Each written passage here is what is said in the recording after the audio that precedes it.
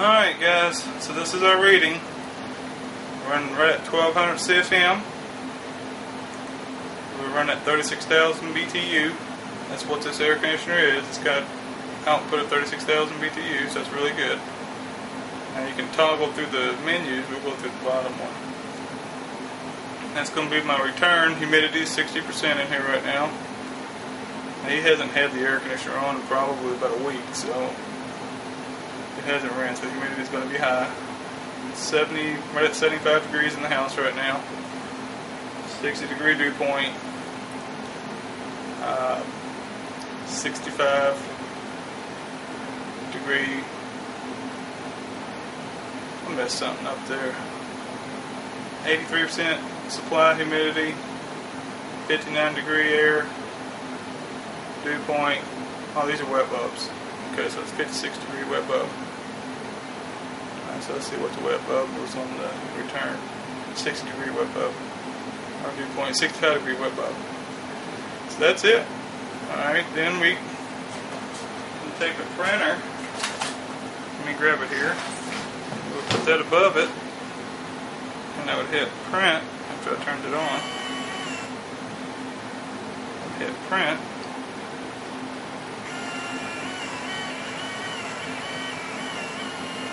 Prints it all out for me.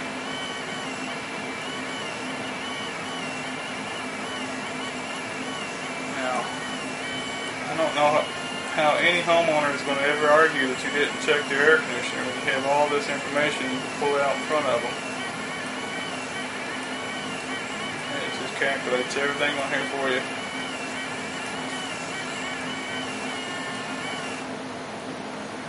It takes a few minutes, but see, this meter also factors in absolute pressure and humidity, and it really gets it accurate. Absolute pressure and altitude, I meant to say. So, I mean, it's pretty accurate. Then it has all that information printed out. Now this one you can't store your name and addresses on, so I just write my name on it and I just tape it to the ductwork. So next year I come back, I can compare them results with this. So it's pretty neat, I like it. Alright, as far as figuring superheat, this is what I do. So I'm going to go back to my my return temperature, get it up here. Alright, 74 degrees. Now, on the evaporator coil, where the refrigerant goes into the coil, is going to be 35 degrees cooler than what it is here. So if this is 75, we're going to go 65, 55, 45, 40. So the evaporating temperature is going to be 40. So if you hook up your gauges, and it's going to show that it's evaporating at 40 degrees. Alright. Then I'm going to take my instant read thermometer that I had, and I'm going to measure the line sets where it comes right out of the coil. Let me show you. Right here coming out of the coil. I'm just going to take this thing, I'm going to stick it to it.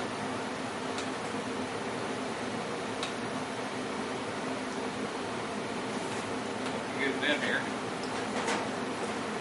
Line sets in the removal way. Alright. So we know we're evaporating at 40 degrees. And the refrigerant coming out is right at 56 degrees. So I take that minus my 40, that gives me a 16 degree superheat. I don't need to hook up my gauges to figure that out. There's really, when you're checking an air conditioner, there's no reason to hook up your gauges. Take chances on forming leaks. Unless you're having a problem, there's really no reason to hook up gauges. So that's a quick, easy way to figure your superheat. Just remember, it's going to be 35 degrees minus the indoor return air temperature, plus, then you measure your temperature right outside the coil on your suction line, and you subtract your whatever your temperature, your evaporating temperature is, and that gives you the superheat. It's pretty quick. Now if I hook up my gauges, it should correspond to being the same, and we're going to try that. Alright, so hold on just for a sec. Alright guys, I took the coil door off so I can show you exactly what's going on inside the evaporator coil. I'll show you another cool tool I've got. I made up this stuff, but yep. That is a thermal imaging camera. So we're going to show you what kind of temperatures we'll get. It's going to be kind of hard to do this and record it all at the same time. But this will show you. Let me scoot the camera over a little bit. Let me turn this light off too. Hold on, guys.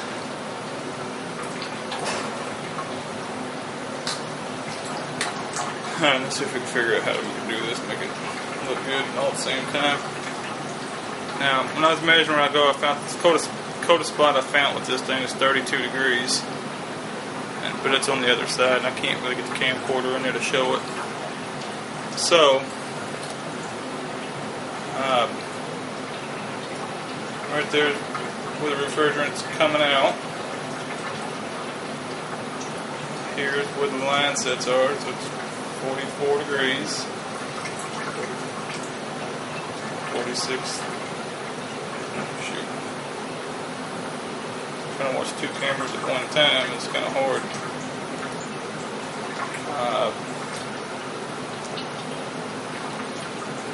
Anyways, I did get a 32 degree spot back here at the very bottom on the other side, but I just can't get it in here right now.